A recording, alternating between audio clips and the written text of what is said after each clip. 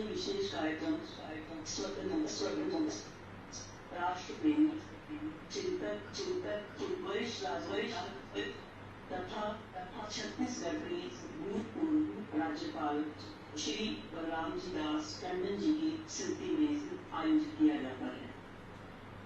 स्मृति व्याख्यान से पहले मैं बलराम जी दास टंडन जी के सुपुत्र श्री संजय टंडन तथा हिमाचल प्रदेश भाषा के प्रभारी श्री अविनाश राय जी से निवेदन करूंगी कि वे मंच पर दीप प्रज्वलित करें। अभी आप लोग बैठ जाओ, जब कहेंगे तो।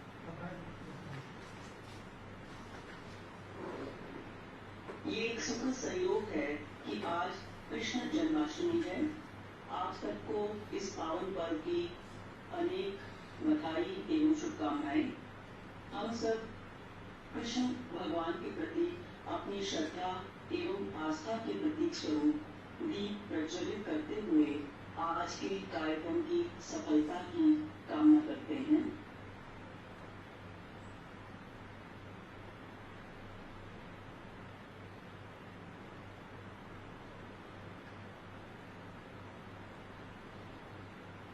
देश विदेश से अनेक लोग इस स्मृति व्याख्यान के लिए जुड़ चुके हैं और इस व्याख्यान का पंजाब विश्वविद्यालय के वेबकास्ट तथा यूट्यूब से लाइव प्रसारण भी हो रहा है। इस समय टंडन जी की सुपुत्री पूनम मल्होत्रा एवं उनके पति पंकज मल्होत्रा जी श्री राजनाथ जी के साथ उपस्थित हैं। मैं उनसे आग्रह करूंगी कि वे माननीय राजनाथ सिंह जी को पुष्प देकर उनका स्वागत एवं अभिनंदन करें।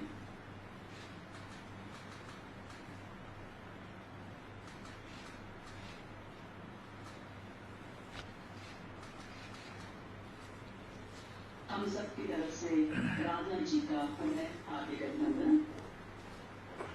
अब मैं पंजाब विश्वविद्यालय के कुलपति प्रोफेसर राजकुमार जी से निवेदन करूंगी कि वे माननीय राजनाथ सिंह जी का और आज के कार्यक्रम से जुड़े सभी लोगों के स्वागत के लिए कुछ शब्द कहें। प्रोफेसर राजकुमार।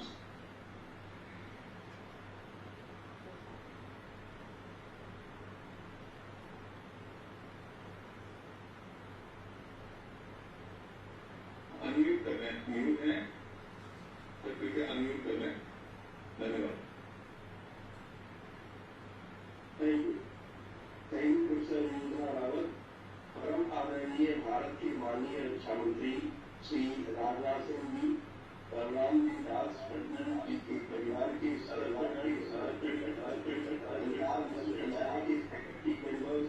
एवं विद्यार्थी, भारतीय जनता पार्टी के कार्यकर्ता, मीडिया कर्मी, बलराम जी दास टंडन जी के तीसरे ऑनलाइन स्मृति व्याख्यान में मैं आप सबका हार्दिक स्वागत एवं अभिनंदन करता हूँ।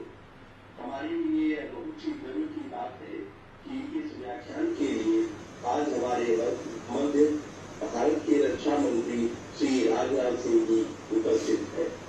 मैं उनका व्यक्तिगत रूप से तथा विश्वविद्यालय परिवार की ओर से पुनः अभिनंदन स्वागत करता हूँ। राजनेता, समाज सुधारक एवं राष्ट्र भक्त बलराम जी दास टंडन जी ने अपना समस्त जीवन राष्ट्र और समाज के हित में समर्पित किया और वे आज भी देशवासियों के लिए प्रेरणा स्रोत है। ऐसे महान व्यक्तित्व की स्मृति में आयोजित यह व्याख्यान भी हम सबके लिए निश्चित रूप से प्रेरणादायी होगा, ऐसा मेरा विश्वास है। पंजाब विश्वविद्यालय की शिक्षा के क्षेत्र में अनेकानेक उपलब्धियों की एक लंबी परंपरा रही। इस विश्वविद्यालय ने देश को महान विद्वान, वैज्ञानिक, सामाजिक कार्यकर्ता, राजनेता तथा अनेक क्षेत्रों के विशिष्ट व्यक्ति दिए। पंजाब विश्वविद्यालय शिक्षित भारत, सशक्त भारत के सपने को साकार करने में अपना महत्वपूर्ण योगदान दे रहा है। माननीय मंत्री जी, यह बताते हुए मुझे अत्यंत हर्ष हो रहा है कि पंजाब विश्वविद्यालय ने ग्लोबल लेवल पर 100 से अधिक MOU अपनी तरह से अपना प्रभाव एवं महत्व चालू रिमोट रिसोर्स जनरेट करने में एक महत्वपूर्ण भूमिका निभाता है और वर्तमान चुनौतियों से सामना करने में पूरी तरह सक्षम है। इसका कारण है यहाँ के महत्वपूर्ण रिसर्च सेंटर जो सिर्फ तकनीक के विकास की दिशा में ही काम नहीं कर रहे हैं, बल्कि पॉलिसी ड्राफ्टिंग, प्राकृतिक संसाधनों के उपयोग में तथा सामुदायिक सहभागिता में एक महत्वपूर्ण भूमिका निभा रहे हैं। माननीय मंत्री जी, पंजाब विश्वविद्यालय ने अपनी अकादमिक क्षमता के कारण 2020 में Atal ranking of institution on innovation achievement में दूसरा रैंक हासिल किया है। 2021 में world university ranking by Times Higher Education की लिस्ट में पंजाब विश्वविद्यालय चौथे स्थान प्राप्त किया है। यह भी अत्यंत सुखद बात है कि 1987 में स्थापित किया गया पंजाब विश्वविद्यालय का human resource development centre UGC की कुल 50 सेंटरों की सूची में शामिल है, जो कि कॉलेज और विभिन्न विश्वविद्यालयों के शिक्षकों को ट्रेनिंग प्रदान कर रहा है, जिसमें orientation course, refresher course, short term course, faculty development programme, competition development programme तथा programme for academic and administrative research शामिल। पंजाब विश्वविद्यालय की अर्न वाइल लर्न स्कीम के तहत हजारों जरूरतमंद विद्यार्थी लाभान्वित हो रहे हैं। पिछले साल मार्च के महीने में आई कोविड महामारी के बावजूद पंजाब विश्वविद्यालय के फैकल्टी मेंबर तथा विद्यार्थी रिसर्च के क्षेत्र में निरंतर अपना योगदान दे रहे हैं। यही कारण है कि विपरीत परिस्थितियों के बाद पंजाब विश्वविद्यालय पिछले 1 वर्ष के दौरान लगभग 102 research project UGC, CBT, DSP तथा सीएसआईआर को सबमिट कर चुका है। इस दौरान तकरीबन 400 वेबिनार, ऑनलाइन सेमिनार, वर्कशॉप तथा कॉन्फ्रेंस इत्यादि आयोजित किए गए हैं। यह बताते हुए भी अत्यंत गर्व का महसूस होता है कि पंजाब विश्वविद्यालय इस कार्य में सर्वप्रथम विश्वविद्यालय की श्रेणी में। पंजाब विश्वविद्यालय के यूआईटीएस यानी कि इंस्टीट्यूट ऑफ फार्मास्यूटिकल साइंसेज में फार्मेसी इंस्टीट्यूशन ऑफ कंट्री की NIRF रैंकिंग में स्थान हासिल किया है। पंजाब विश्वविद्यालय इस बार university school of Indian university education institution की प्रीवियस एशिया रैंकिंग में 36वां स्थान प्राप्त किया है। हाल ही हमने centre for world ranking university CWR द्वारा जारी की गई 2019-20 की लिस्ट में पंजाब विश्वविद्यालय टॉप 4.1 विश्व स्तर पर रैंक में आई है। नेशनल इंस्टीट्यूशनल रैंकिंग फ्रेमवर्क के अंतर्गत पंजाब विश्वविद्यालय ने तमाम शैक्षिक इंस्टीट्यूशन में अपना 34वां रैंक हासिल किया है। पिछले वर्ष पंजाब विश्वविद्यालय को अनेक फंडिंग एजेंसी ने तकरीबन 6 करोड़ रुपए विभिन्न रिसर्च प्रोजेक्ट के लिए प्रदान किए। इसलिए अपने पंजाब विश्वविद्यालय में राष्ट्रीय उच्चतर शिक्षा अभियान के अंतर्गत 50 करोड़ रुपए की ग्रांट भी शामिल है। यूनिवर्सिटी के राष्ट्रीय एवं अंतर्राष्ट्रीय संस्थाओं से 17 विषयों में MOUs साइन किए। यूनिवर्सिटी बिजनेस स्कूल में पहली बार एक अपनी की तरह का विशेष कार्यक्रम चलाते हुए वेस्टर्न सिडनी यूनिवर्सिटी ऑस्ट्रेलिया तथा university of Nottingham United kingdom के साथ ज्वाइंट रिसर्च प्रोग्राम शुरू किया है। पंजाब विश्वविद्यालय के पुस्तकालय से जुड़े रखने के लिए library resource access at home facility भी प्रदान की गई। इस प्रयास की +1 फैकल्टी मेंबर तथा पंजाब विश्वविद्यालय के विद्यार्थी पुस्तकालय की तकरीबन 2 लाख पुस्तकों को घर बैठे एक्सेस कर सकते हैं। यह अपने तरह की एक अलग सुविधा विश्वविद्यालय में विद्यार्थियों तथा रिसर्च साइंटिस्ट को उपलब्ध कराई है। यह बहुत ही हर्ष का विषय है कि 13 वर्ष के अंतराल के दौरान पंजाब विश्वविद्यालय ने बहुत ही प्रतिष्ठित sports trophy, Maulana Abul Kalam Azad trophy जैसे माता ट्रॉफी के स्पोर्ट्स के ऑलराउंडर परफॉर्मेंस पर कृषि विश्वविद्यालय को गंभीर हासिल की है। पंजाब विश्वविद्यालय ने मिनिस्ट्री ऑफ यूथ अफेयर्स तथा sports and association of Indian university के सहयोग से पीसा में फरवरी 2020 में आयोजित पहली खेलो इंडिया यूनिवर्सिटी गेम में हमारा स्थान प्राप्त किया है। ये उपलब्धियां प्रमाणित करती हैं कि पंजाब विश्वविद्यालय निरंतर सफलता के सोपान हो रहा है। इस विश्वविद्यालय के वाइस चांसलर होने के नाते मैं यह विश्वास दिलाना चाहता हूँ कि आने वाले समय में भी पंजाब विश्वविद्यालय इसी प्रकार सफलता के नए आयाम स्थापित करेगा। इन्हीं शब्दों के साथ मैं पुनः परम आदरणीय कलावरा सिंह जी का हृदय से स्वागत करता हूँ और उन्हें बलराम जी दास टंडन विश्व व्याख्यान के लिए आमंत्रित करता हूँ।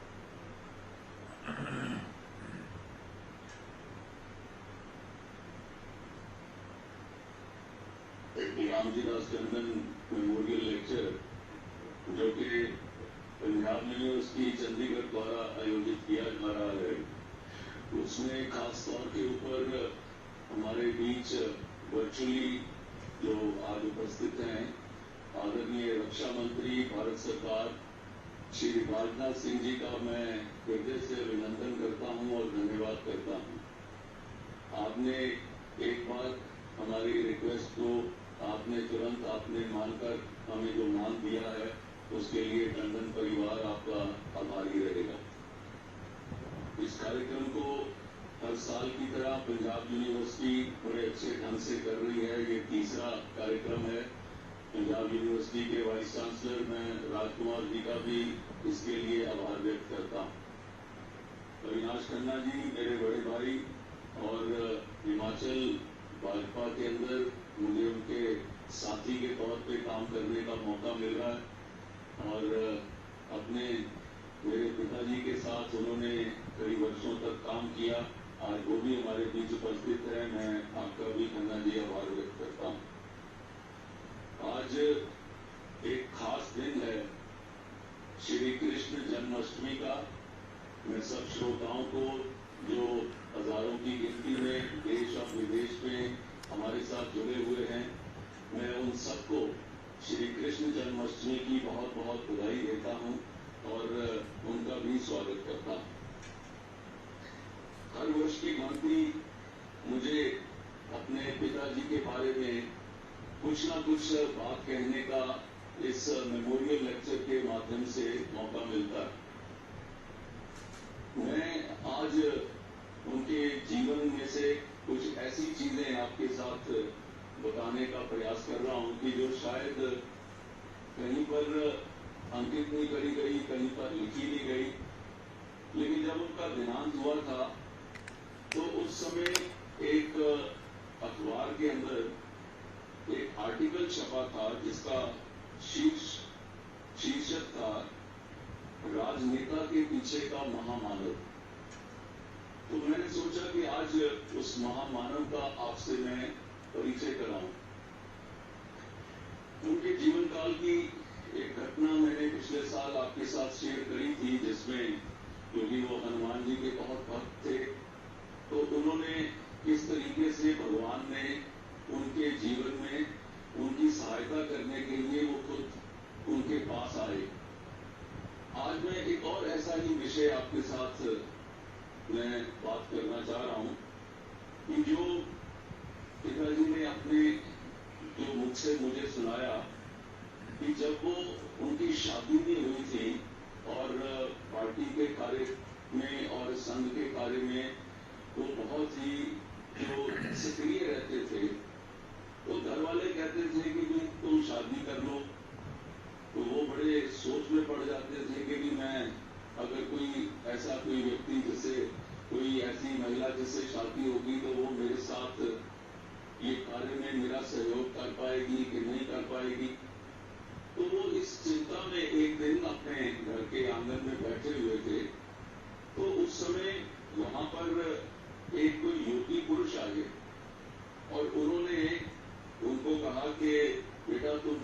समस्या के बारे में सोच रहे हो तो तुम्हारी समस्या का जल्दी समाधान होगा और तुम्हें एक अच्छा जीवन साथी मिलेगा।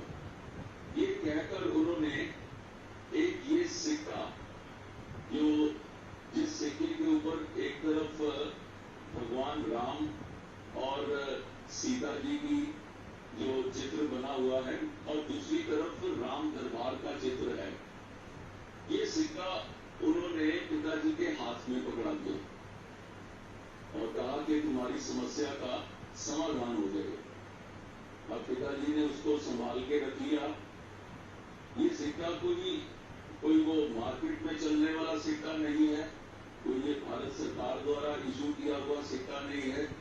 ये शायद सोने का या उसकी किसी धातु का बना हुआ ऐसा सिक्का।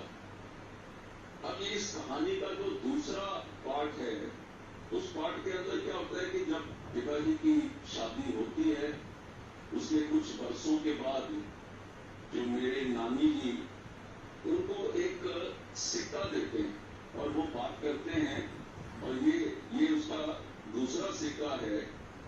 तो वो बात करते हैं कि मैं अपनी बेटी के लिए बहुत चिंता करती थी कि इसको कोई सही वर मिले।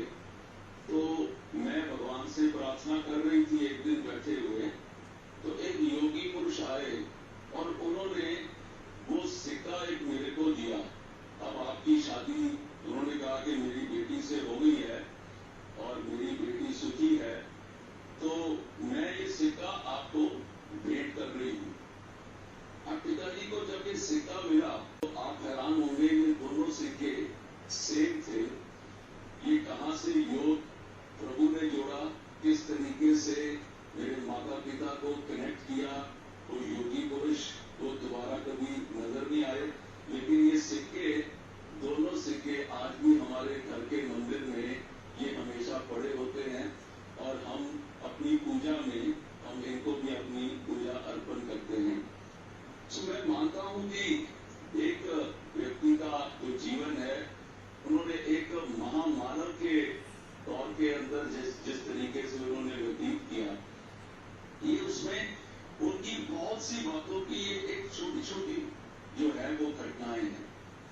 जैसे वो राजनीति में तो आए, लेकिन राजनीति उनके अंदर नहीं आई। मेरे पास कई लोग ऐसे आते हैं कि जो लोग बोलते हैं, मैं उनको जानता नहीं हूं, लेकिन वो कहते हैं कि टंडन जी ने तो मेरा जीवन सुधार दिया, टंडन जी ने मेरे को अपने कार्य में खड़ा कर दिया, टंडन जी ने मेरा घर बनवा दिया, मेरे को नौकरी दिला दी। ऐसे कितने लोग मेरे को रोजाना मिलते हैं जो ऐसी बात करते हैं। अभी कल ही की बात है कि मैं एक बहुत ही प्रतिष्ठित व्यक्ति को मिला, जिससे मैंने मिलने के लिए समय मांगा। तो मैं जब समय मिला तो मैं मिलने के लिए गया, तो वो मेरे को रिसीव करने के लिए वो बाहर तक आए। मैंने कहा कि भाई साहब, ऐसा क्या आप मेरे को इतना सम्मान दे रहे हैं? तो वो कहने लगे कि मेरा जीवन में आज मैं आपके सामने खड़ा हूं तो आपके पिताजी की बदौलत है। उन्होंने मेरे को बहुत मुश्किल से बचाया था, लेकिन मैं उनका धन्यवाद नहीं कर सका था। तो मैंने सोचा कि आज मैं आपको रिसीव करके आपके माध्यम से उनके तक अपना धन्यवाद पहुंचा सकूं। तो इस तरीके के कई हमारे साथ ऐसी बातें घटती हैं। पिताजी ने कभी जो है वो, आज हम सब लोग देखते हैं कि हमको ज्ञान बांटने की जो है वो बहुत इच्छा रहती है और हम दूसरों को बताते रहते हैं। मैं और मेरी धर्मपत्नी भी हम कुछ वीडियोस के माध्यम से ज्ञान बांटते रहते हैं, लेकिन पिताजी ने कभी ऐसे कोई ज्ञान बांटने की कोशिश नहीं करी। उन्होंने अपना जीवन ऐसे व्यतीत किया कि जिस तरीके से उनको देखकर लगता था वो कैसे लोगों को मिलते थे, कैसे बिहेव करते थे, उनको सत्कार करते थे, घर में आए गए का उन्होंने ध्यान देना। यहाँ तक कि कोई व्यक्ति घर में मिलने के लिए आए तो वो उसको तो घर के सब लोग अटेंड करते ही थे, लेकिन जो घर उनके बाहर कोई ड्राइवर गनमैन होते थे तो उनको खास पूछने के लिए बाहर चले जाते थे। यहाँ तक कि ऐसा आभास हमको उनका देह जो है वो हमारे घर के आंगन में पड़ा था। तो उस समय घर चारों तरफ से लोग आए हुए थे, घिरे हुए थे। तो मेरी पत्नी प्रिया को ऐसा लगा कि वो पापा ने उसको बुलाकर उसको ये उसके कान में कहा कि तुम बाहर लोग बहुत खड़े हैं, उनके लिए पानी का प्रबंध कर दो, उनके लिए कुछ चाय का प्रबंध कर दो, देखो वो ठीक ठाक है। ऐसा भाव उनके मन में हमेशा रहता था और पार्टी से भी ऊपर उठ के उन्होंने हमेशा कोशिश करी कि कोई भी व्यक्ति उनके पास आए वो उसके लिए मदद के लिए हमेशा खड़े रहते थे। हम कोशिश कर रहे हैं कि हम भी उनके दिखाए हुए मार्ग की ऊपर हम भी चल सके और परिवार, पार्टी और समाज, देश जो है उसमें हम भी उसके अंदर अपनी एक गिलहरी की भूमिका हम भी उसके अंदर अर्पण कर सकें।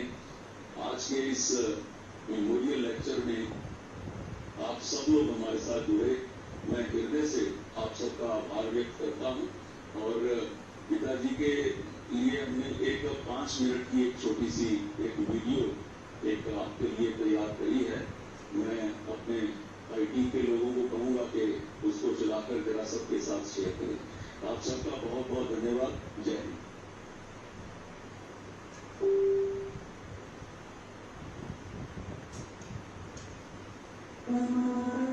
सत्यवादी, अथक परिश्रमी, ईमानदार, दूरदर्शी, मधुर और सहज व्यक्तित्व के धनी श्री बलराम जी दास टंडन जी एक स्वतंत्रता सेनानी, आदर्श देशप्रेमी, आरएसएस के प्रचारक तथा जनसंघ के संस्थापक सदस्य थे। एक साधारण मेहनती कार्यकर्ता से राज्य पालित पद पर उनका सफर अनेकों संघर्षों से भरा रहा। उनका जन्म 1 नवंबर 1927 को अमृतसर भारत की जी ने भटकते आंदोलन के स्थान पर भारत के एकात्म राष्ट्र की साधना का जो राष्ट्रीय स्वयंसेवक संघ का मार्ग था। भारत का विभाजन, पंजाब का विभाजन,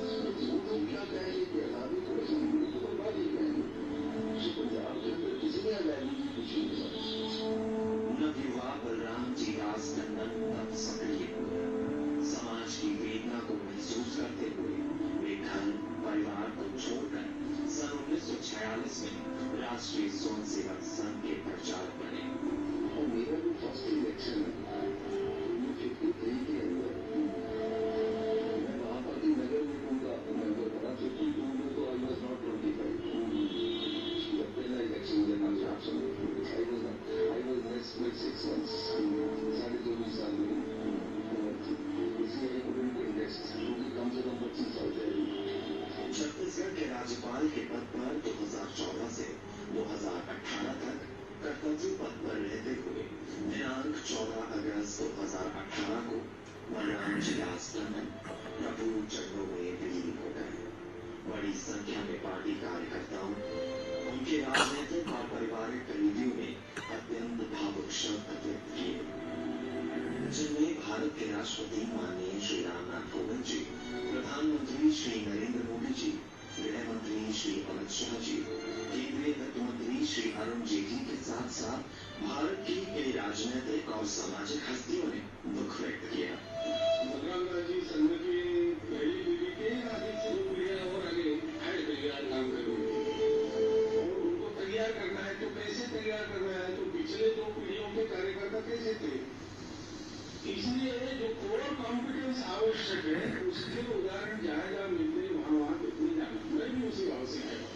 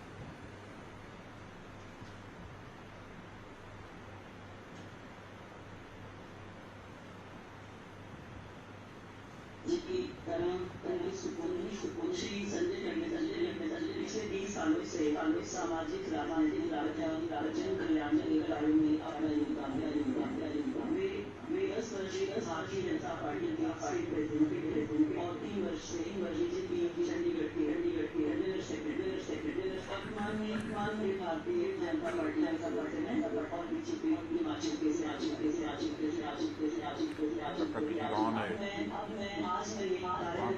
मुख्य आकर्षण स्मृति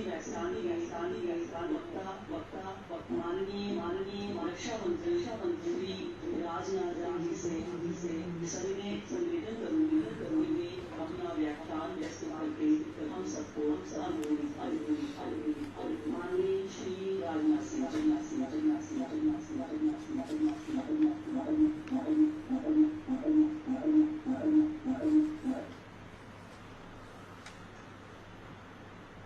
पंजाब यूनिवर्सिटी के vice chancellor professor Rajkumar ji, Bharatiya Janata party के वरिष्ठ नेता श्री अविनाश जी खन्ना, श्री संजय जी टंडन, श्रीमती पूनम मल्होत्रा और श्री पंकज मल्होत्रा, इस कार्यक्रम में उपस्थित समस्त सम्मानित देवियों एवं सज्जनों, सबसे पहले तो मैं पंजाब यूनिवर्सिटी के vice chancellor professor Rajkumar ji को धन्यवाद देना चाहता हूं कि उन्होंने स्वर्गीय बलराम दास जी टंडन की स्मृति में व्याख्यानमाला विगत कुछ वर्षों से का क्रम प्रारंभ किया है। आज स्वर्गीय बलराम दास जी टंडन की स्मृति में आयोजित इस व्याख्यानमाला के अंतर्गत मुझे राष्ट्रीय सुरक्षा विषय पर बोलने का आग्रह किया गया है। यह विषय बहुत बड़ा है और दिन भर भी मैं बोलूंगा तो भी समय कम पड़ जाएगा, इसलिए अपनी बात कुछ प्रमुख मुद्दों तक ही मैं सीमित रखूंगा। सबसे पहले मैं स्वर्गीय बलराम दास जी टंडन की स्मृति को नमन करता हूं, जिन्होंने अपने जीवन काल में इस देश का बहुत ही कठिन समय देखा है। उन्होंने देश के विभाजन की विभीषिका को बहुत करीब से देखा है। वह दौर नफरत और हिंसा का ऐसा दौर था जिसे हम चाह कर भी नहीं भूल सकते। न जाने कितने घर रातों रात उजड़ गए, जिंदगियां तबाह हो गई। आज इतने वर्षों बाद भी उसकी पीड़ा देश में महसूस की जाती है। इसीलिए 1947 में हुए देश के विभाजन के बाद जो लोग हिंसा और नरसंहार के शिकार हुए, उनकी स्मृति में इस साल प्रधानमंत्री श्री नरेंद्र मोदी ने हर साल 14 अगस्त को विभाजन विभीषिका स्मृति दिवस के रूप में मनाने का निर्णय लिया है। मेरा मानना है कि यदि आज टंडन जी होते तो इस निर्णय की संवेदनशीलता को सामान्य जन की तुलना में और बेहतर ढंग से समझते और लोगों को समझाते भी।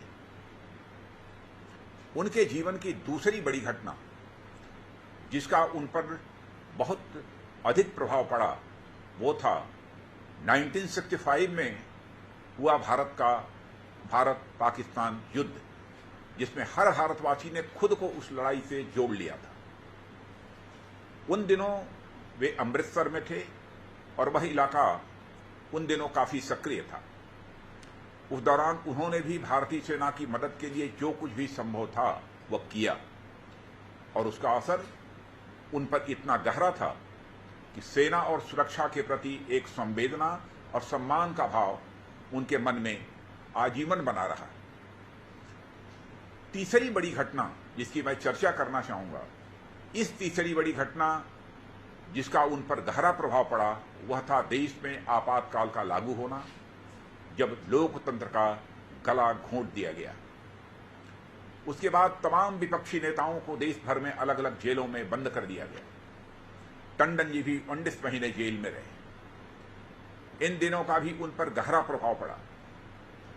बाद में जब कभी भी लोकतंत्र को किसी भी रूप में दबाने की कोशिश हुई, उसका उन्होंने मुखर विरोध किया।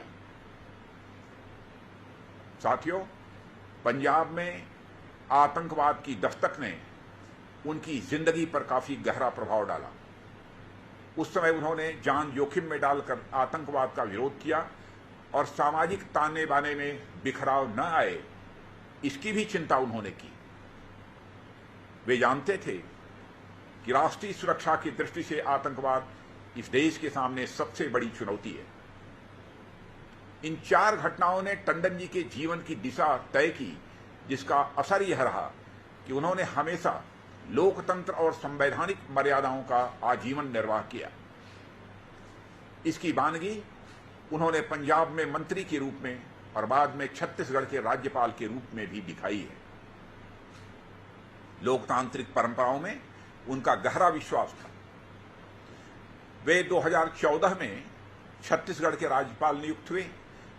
उस भूमिका में उन्होंने हमेशा संवैधानिक परंपराओं को बखूबी निभाया। उनके कार्य, व्यवहार या आचरण पर कभी भी कोई उंगली उठाने का साहस नहीं कर पाया। उनका पूरा राजनीतिक जीवन सामाजिक सौहार्द को मजबूत करने के लिए समर्पित रहा है। एक सामाजिक और राजनीतिक कार्यकर्ता के रूप में कभी भी कट्टरवाद और सांप्रदायिकता को उन्होंने बढ़ावा नहीं दिया।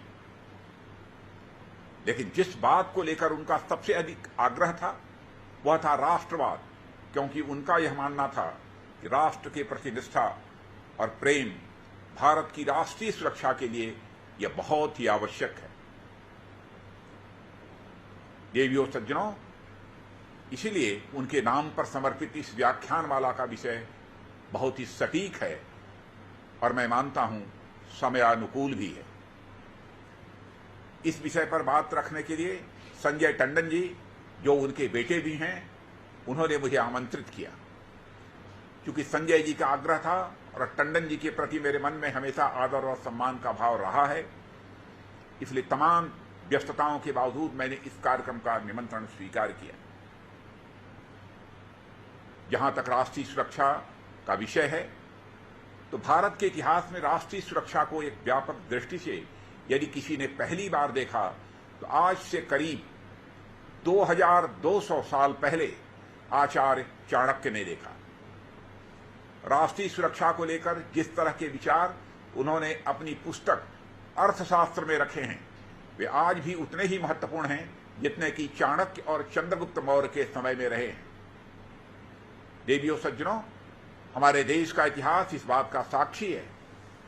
जब जब भारत में राष्ट्रीय सुरक्षा को लेकर ऊहापोह या निष्क्रियता की स्थिति रही है, तब तब हमें एक नहीं अनेक चुनौतियों का सामना करना पड़ा है। यह बात प्राचीन काल में देखी गई, मध्यकाल में भी यही स्थिति रही। स्वतंत्रता संग्राम के इतिहास के दौरान भी यही देखा गया। आजादी के बाद भी अनेक मौकों पर यह स्थिति देखने को मिली है। इसलिए राष्ट्रीय सुरक्षा के प्रति संवेदनशील रहना हर सरकार की पहली आवश्यकता ही नहीं, बल्कि उसकी सबसे बड़ी प्राथमिकता भी होती है। जब हम राष्ट्रीय सुरक्षा को परिभाषित करते हैं तो उसका अर्थ होता है कि हमारे राष्ट्र के अस्तित्व, उसके विकास और उसके हितों को चोट पहुंचाने वाले हर खतरे और चुनौती से निपटना और उस पर विजय प्राप्त करना। जब हम भारत की राष्ट्रीय सुरक्षा की बात करते हैं तो सबसे पहले बात सीमाओं की सुरक्षा की आती है, क्योंकि यदि सीमाएं सुरक्षित नहीं होंगी तो राष्ट्र भी सुरक्षित नहीं होगा। साथियों, सीमा सुरक्षा के दृष्टि से हम 7 देशों के साथ लगे हुए हैं। 15,106 किलोमीटर लंबे लैंड बॉर्डर्स की निगरानी तो करते ही हैं, साथ ही साथ 7,516.6 किलोमीटर लंबी कोस्ट लाइन और कई लाख वर्ग kilometre, approximately 21.72 lakh square kilometre के एक्सक्लूसिव इकोनॉमिक जोन की भी रखवाली की हम चिंता करते हैं।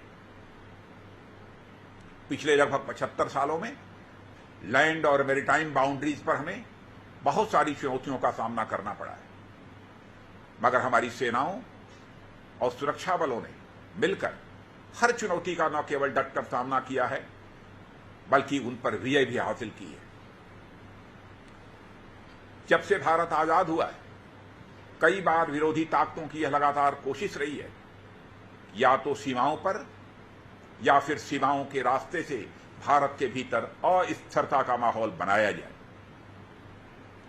पाकिस्तान की जमीन से इसके लिए बड़े पैमाने पर लगातार कोशिश की गई है, जिससे आप सब अच्छी तरह परिचित हैं। इसकी शुरुआत जम्मू और कश्मीर से हुई, जब 1948 में कबाइलियों ने कश्मीर पर हमला बोल दिया।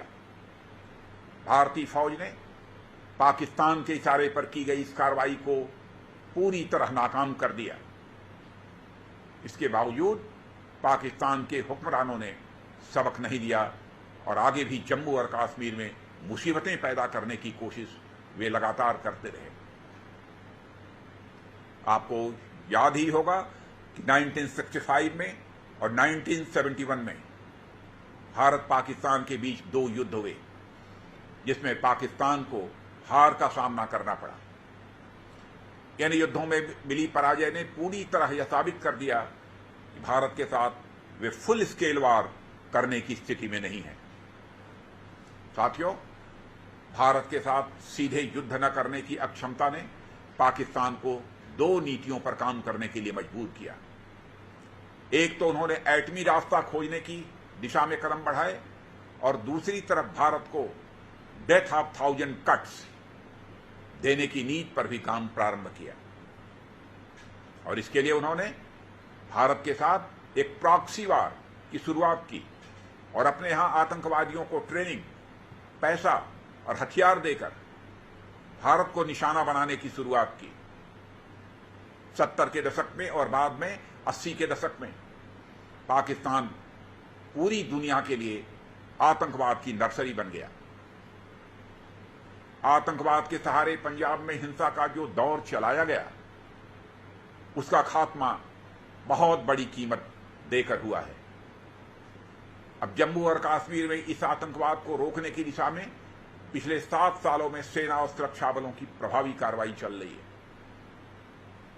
मेरा मानना है कश्मीर में बचा हुआ आतंकवाद भी समाप्त होकर रहेगा। यह विश्वास मुझे इसलिए है क्योंकि धारा 370 और 35A के चलते वहां अलगाववादी ताकतों को जो ताकत मिलती थी, जो ऑक्सीजन मिलती थी, वह अब पूरी तरह से खत्म हो गई है। आतंकवाद के खिलाफ भारतीय सुरक्षा बलों के रिस्पांस में पिछले 7 सालों में एक और बड़ा बदलाव देखने को मिला है, और वह बदलाव है सेना और सुरक्षा बलों के बढ़े हुए मनोबल और उनकी कार्रवाई के बदले हुए तौर तरीके का। क्योंकि राष्ट्रीय सुरक्षा से जुड़े मुद्दों पर हम न राजनीति करते हैं न होने देते हैं, इसलिए भारतीय सेना और सुरक्षा बलों में यह भरोसा पैदा हुआ है राष्ट्र रक्षा के कर्तव्य पालन में उन्हें पूरी छूट रहेगी। और इससे सेना और सुरक्षा बलों का आत्मविश्वास और मनोबल कितना ऊंचा हुआ है, इसका अनुमान आप इसी बात से लगा सकते हैं कि पिछले 7 सालों में भारत के हिंटरलैंड में एक भी बड़ी आतंकवादी घटना उन्होंने नहीं होने दी। और मैं आपको इस बात की भी जानकारी देना चाहता हूं, जब मैं भारत का गृह मंत्री था उस समय मैंने देखा भारत के सेना के जवानों और वहां के पुलिस के, जम्मू कश्मीर के पुलिस के जवानों, इंटेलिजेंस और सारे पैरामिलिट्री फोर्सेस के बीच जिस प्रकार का कोऑर्डिनेशन मुझे देखने को मिला था, वह कोऑर्डिनेशन देखकर मैं पूरी तरह से आश्वस्त था कि अब जम्मू कश्मीर की धरती से आतंकवाद का सफाया होकर रहेगा, और उसी दिशा में हम आगे बढ़ रहे हैं। आज भारत आतंकवाद के खिलाफ देश की सीमाओं के भीतर तो कार्रवाई कर ही रहा है, साथ ही जरूरत पड़ने पर सीमा पार जाकर भी आतंकवादी ठिकानों को नष्ट करने का काम हमारी सेना के बहादुर जवानों ने किया है। चाहे उरी की घटना के बाद की गई सर्जिकल स्ट्राइक हो या पुलवामा की घटना के बाद की गई बालाकोट एयर स्ट्राइक्स, भारतीय सेना ने आतंकवाद के खिलाफ ऐसी कठोर कार्रवाई की है जिसकी मिसाल कम से कम आजाद भारत के इतिहास में नहीं मिलती। और मित्रों, मैं विश्वास के साथ कह सकता हूं कि भारत ने यह स्पष्ट रूप से यह संदेश सारी दुनिया को दे दिया है कि यदि हमसे कोई छेड़छाड़ करेगा तो हम इस पार भी लड़ सकते हैं और जरूरत पड़ी तो सीमा के पार भी जाकर मार सकते हैं। आज हम यह मान सकते हैं कि पाकिस्तान समर्थित आतंकवाद का मॉडल धीरे धीरे भारत में अब ध्वस्त हो रहा है।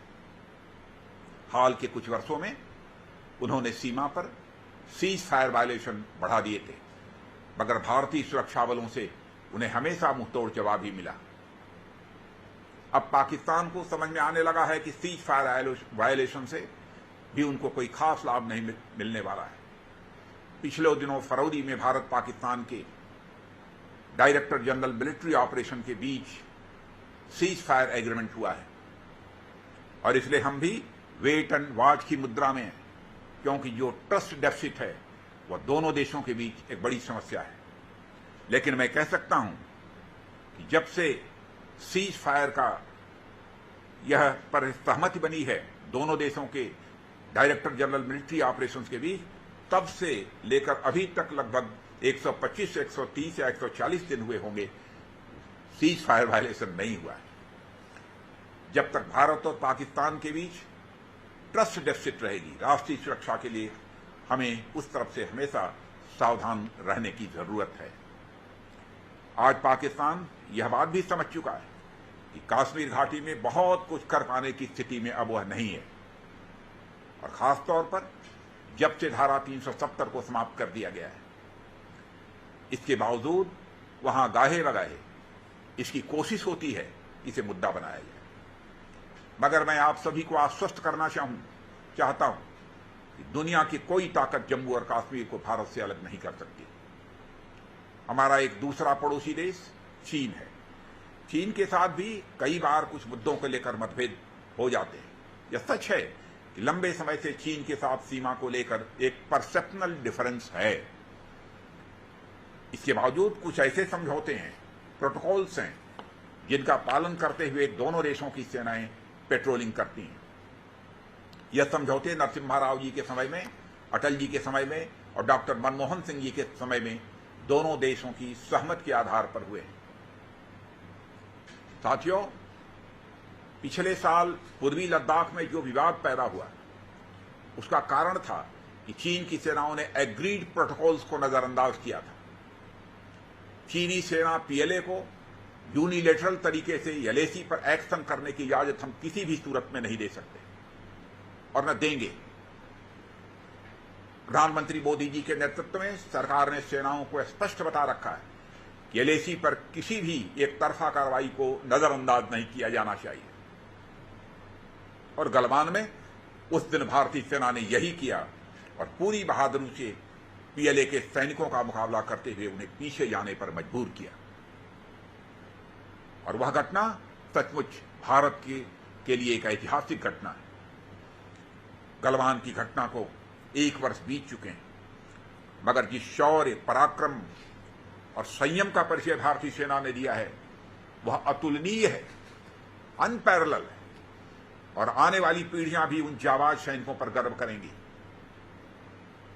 सीमा की सुरक्षा करते हुए जिन सैनिकों ने वीर गति प्राप्त की है उन्हें मैं अपनी श्रद्धांजलि भी अर्पित करता हूं। बहुत सारी बातें हैं जिनकी चर्चा मैं सार्वजनिक रूप से नहीं कर सकता, मगर जब गलवान का इतिहास लिखा जाएगा तब पूरा देश उनके शौर्य और पराक्रम पर गर्व करेगा। यह बात मैं पूरे विश्वास के साथ आपके सामने कहना चाहता हूं। साथियों, भारत और चीन के बीच सीमा के विवाद का हल बातचीत के रास्ते और शांतिपूर्ण ढंग से हो, यह हम चाहते हैं। और मैं आप सभी को आश्वस्त करना चाहता हूं, प्रधानमंत्री मोदी जी के नेतृत्व में हम भारत की सीमा, उसके सम्मान और स्वाभिमान से समझौता किसी भी सूरत में नहीं करेंगे। सीमाओं की पवित्रता को हम कतई भंग नहीं होने देंगे। इसके बावजूद विपक्ष के कुछ नेताओं द्वारा देश में सेना के पराक्रम को लेकर सवाल खड़े किए गए, जबकि सच्चाई यह है कि भारतीय सेना ने इस बार शौर्य पराक्रम तो दिखाया ही, साथ ही जहां संयम की आवश्यकता थी वहां संयम का भी परिचय दिया है। सेना की ट्रेनिंग होती है एक दुश्मन की हरकत को देखते ही ट्रिगर दबा देना, मगर भारतीय सेना ने बड़ी मैच्योरिटी के साथ काम करते हुए साहस और संयम दोनों का प्रदर्शन किया है। इसलिए भारतीय सेनाओं की जितनी भी प्रशंसा की जाए वो कम है। मित्रों, चीन के साथ 1962 में जो हुआ उससे हमने बहुत सबक लिया है। उस समय देश में बॉर्डर इंफ्रास्ट्रक्चर की स्थिति बहुत खराब थी। आज स्थिति बहुत तेजी से बदल रही है। पिछले साल रोहतांग में अटल टनल का उद्घाटन हुआ और यह प्रोजेक्ट लंबे समय से लटका हुआ था और हमारी सरकार ने 26 सालों का काम 6 साल में करके दिखाया। जितने हाई एल्टीट्यूड पर यह टनल बना है, उतने हाई एल्टीट्यूड पर इतना बड़ा विश्व में कहीं भी कोई दूसरा टनल नहीं है। लगभग 10,000 फीट से अधिक ऊंचाई पर बना हुआ है और इस टनल का स्ट्रेटेजिक इंपॉर्टेंस है। यह टनल उत्तरी सीमाओं पर सेनाओं के आवागमन को बहुत सुगम बनाता है और हमें एक स्ट्रेटेजिक एडवांटेज भी देता है। आज बॉर्डर रोड्स ऑर्गेनाइजेशन बड़ी तेजी से सीमावर्ती इलाकों में सड़कों, पुलों और अन्य इंफ्रास्ट्रक्चर प्रोजेक्ट्स का निर्माण कर रहा है। अभी मैंने कुछ ही पिछले 2 वर्षों के अंदर लगभग 100-150 ऐसे प्रोजेक्ट्स जिनका कि काम पूरा हो चुका है उसका उद्घाटन किया है। लद्दाख को ऑल वेदर कनेक्टिविटी तो दी जा रही है, साथ ही कई अल्टरनेटिव रोड्स पर भी काम शुरू हो गया है। यह सब इसलिए हो रहा है क्योंकि राष्ट्रीय सुरक्षा में बॉर्डर इंफ्रास्ट्रक्चर की मजबूती बहुत जरूरी है और साथ ही जो भारतीय नागरिक तमाम कष्ट झेलने के बावजूद सीमावर्ती इलाकों में रहते हैं, उन्हें भी इसका लाभ होता है क्योंकि सीमा पर रहने वाले जो हमारे भारत के नागरिक हैं, उनका हमारे लिए स्ट्रेटेजिक इंपॉर्टेंस है। हम उन्हें समझते हैं, इसीलिए सीमाओं पर रहने वाले जो नागरिक हैं वो हमारे लिए स्ट्रेटेजिक एसेट हैं और उन्हें हम अपने एक स्ट्रेटेजिक एसेट के रूप में ही देखते हैं। उनके हितों को ध्यान में रखते हुए भी बॉर्डर इंफ्रास्ट्रक्चर मजबूत करना जरूरी है। लद्दाख के साथ साथ नॉर्थ ईस्ट में भी काफी इंफ्रास्ट्रक्चर प्रोजेक्ट पर काम चल रहा है। अभी कुछ दिनों पहले ही मैंने नॉर्थ ईस्ट में 12 सड़कों और लद्दाख में एक कार्यक्रम के माध्यम से 63 पुलों का उद्घाटन किया है। यह सब देश में सिर्फ एक इंफ्रा प्रोजेक्ट्स पर नहीं है, बल्कि नेशनल सिक्योरिटी ग्रिड का एक अहम हिस्सा है। साथियों, एक समय था जब नॉर्थ ईस्ट का पूरा इलाका इंसर्जेंसी की चपेट में था। पिछले 7 सालों में नॉर्थ ईस्ट में शांति का एक नया दौर आया है। आप सबको भी इस बात की जानकारी होगी। बड़ी संख्या में इंसर्जेंट्स या तो मारे गए हैं या तो मुख्य धारा में शामिल हो गए। आज आप पूर्वोत्तर के राज्यों में जाएं तो आपको पूरी तस्वीर बदली हुई नजर आएगी। मैं तो यहां तक कहना चाहूंगा कि मोदी जी के प्रधानमंत्रित्व काल की सबसे बड़ी स्ट्रेटेजिक विक्ट्री नॉर्थ ईस्ट में शांति की बहाली है। मुझे इस बात का व्यक्तिगत रूप से संतोष है कि इन 7 वर्षों में 5 साल मुझे भी गृह मंत्री के रूप में इस पीस प्रोसेस से जुड़ने का मौका मिला है। साथियों, पूर्वोत्तर भारत में इंसर्जेंसी की समस्या पर जहां हमने काबू पाया है, वहीं पिछले 7 सालों में वामपंथी उग्रवाद पर भी नियंत्रण पाने में हमें सफलता हासिल हुई है। साल 2014 में जब हमारी सरकार बनी थी तो देश में करीब 160 जिले नक्सलवाद की समस्या से जूझ रहे थे, जबकि साल 2019 में ऐसे नक्सल प्रभावित जिलों की संख्या घटकर लगभग 50 के आसपास रह गई थी। वैसे ज्यादा प्रभावित जिलों की संख्या और भी कम थी। सही मायनों में उनमें से भी 80% घटनाएं केवल 8-10 जिलों में ही हो रही थी। और मुझे इस बात का संतोष है कि आंतरिक सुरक्षा से जुड़े इस संकट के खिलाफ वर्तमान गृह मंत्री श्री अमित शाह के नेतृत्व में बड़े प्रभावी ढंग से कार्रवाई चल रही है। मित्रों, राष्ट्रीय सुरक्षा की दृष्टि से भारत की सेनाएं सरहदों और सागर की सुरक्षा करने में पूरी तरह से सक्षम है। सरकार की तरफ से उन्हें पूरा सपोर्ट और इंकरेजमेंट है। मॉडर्न टेक्नोलॉजी और वेपनरी के साथ उनको लैस करना यह हमारी प्रायोरिटी है, ताकि भारत की सेनाएं दुनिया की मॉडर्न आर्मीज की फ्रंट लाइन में गिनी जाए। यदि हमारी प्राथमिकता नहीं होती तो भारत की वायुसेना का न्यू जनरेशन फाइटर प्लेन के लिए 20 सालों का इंतजार अभी खत्म न हुआ होता। आज वायुसेना के पास राफेल जैसे फाइटर प्लेन्स आ चुके हैं और भारत की संप्रभुता, अखंडता, सीमा सुरक्षा के लिए किसी भी चुनौती का जवाब देने की हमारी ताकत पहले से काफी बढ़ चुकी है। मगर भारत अपनी सामरिक और सैन्य ताकत के लिए आयातित हथियारों पर, यानी इंपोर्टेड वेपन्स प्लेटफॉर्म्स पर निर्भर नहीं रहना चाहता। इसलिए ही हमारे प्रधानमंत्री ने हम सबके सामने लक्ष्य रखा कि मेक इन इंडिया और मेक फॉर वर्ल्ड। यह हमारा आत्मनिर्भरता का संकल्प है। राष्ट्रीय सुरक्षा का ताना बाना तभी मजबूत होगा जब भारत अपनी रक्षा जरूरतों को पूरा करने के लिए दूसरों पर निर्भर न रहे। आज रक्षा बजट में आपको जानकर खुशी होगी, भारतीय कंपनियों से सामान खरीदने के लिए अलग से भी बजट की व्यवस्था कर दी गई है। अब पूरे बजट एलोकेशन का, कैपिटल बजट एलोकेशन का अब 64% हथियार भारतीय कंपनियों से ही खरीदने की बजटीय व्यवस्था बना दी गई है। और हाल ही में डिफेंस मिनिस्ट्री ने करीब 200 से अधिक ऐसे आइटम्स की पॉजिटिव लिस्ट जारी की है जिन्हें अब विदेशों से आयात करने के बजाय भारत में ही बनाया जाएगा। साथियों, भारत की राष्ट्रीय सुरक्षा सुनिश्चित करने के लिए कई स्ट्रक्चरल रिफॉर्म्स यानी ढांचागत सुधार भी किए जा रहे हैं। आप सब जानते हैं कि लंबे समय के बाद देश में एक चीफ ऑफ डिफेंस स्टाफ का गठन किया गया है और साथ ही रक्षा मंत्रालय में डिपार्टमेंट ऑफ मिलिट्री अफेयर्स का भी गठन किया गया है।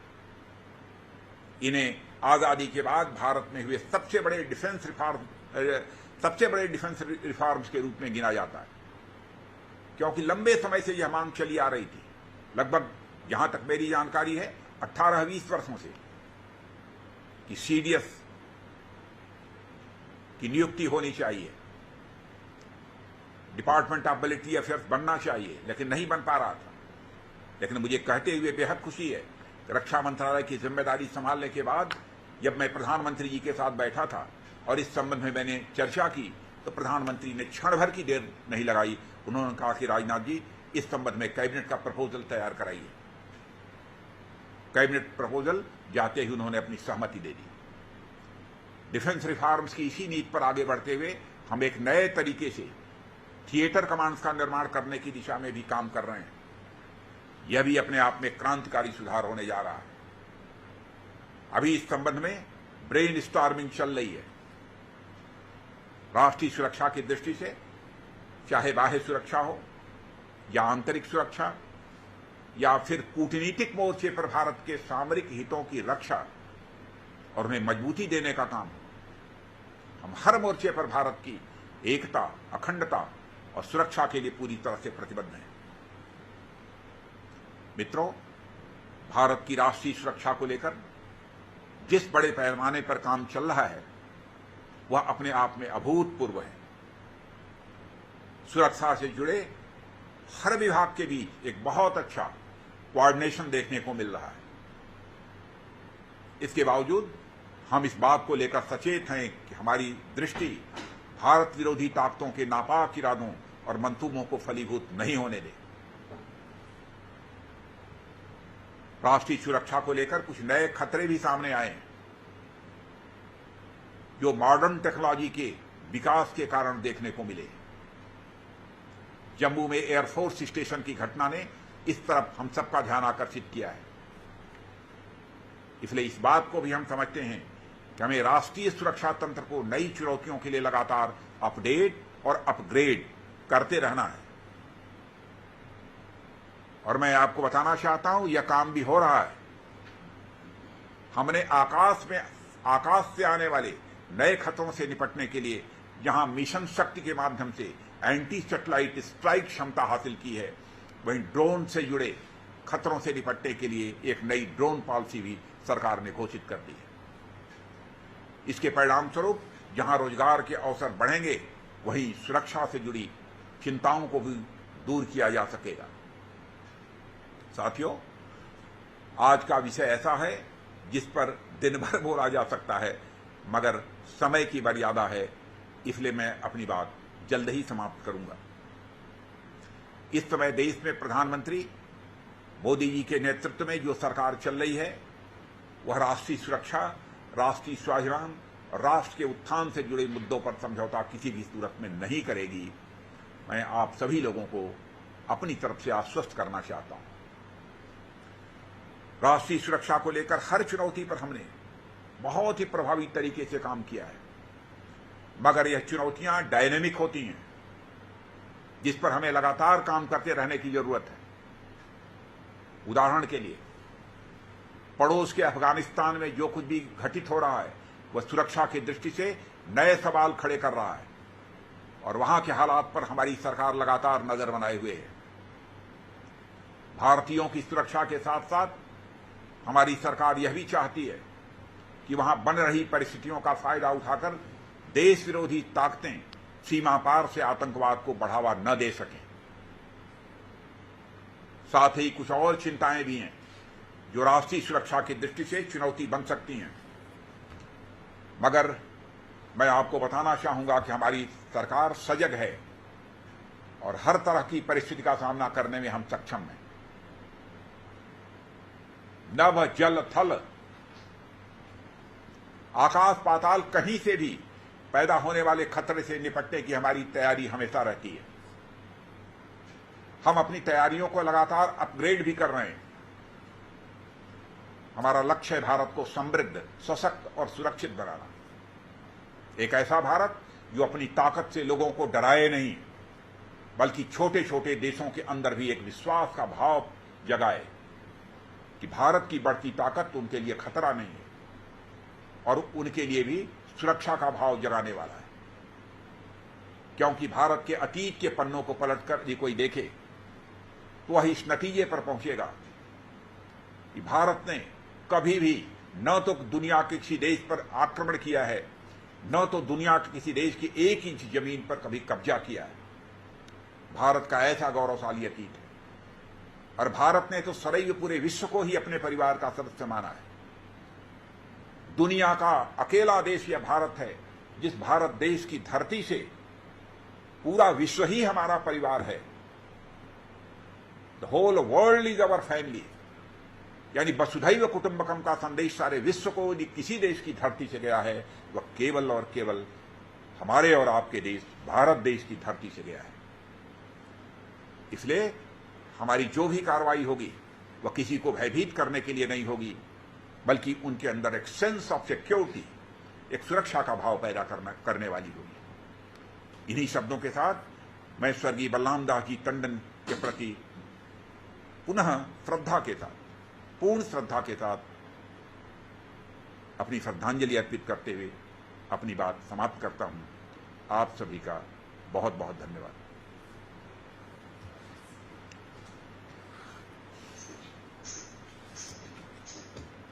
हिमाचल प्रदेश भाजपा संस्थान है और भाजपा नेशनल रेड क्रॉस में वाइस चेयरमैन। इसके अतिरिक्त सामाजिक समय पर समाज सेवा, सामाजिक कल्याण के बारे में निवेदन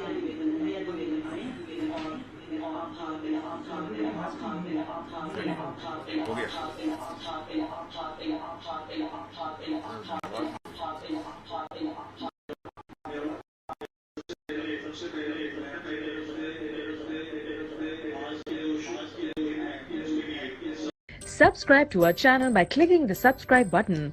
Click the bell button and enjoy the latest uploads from our channel.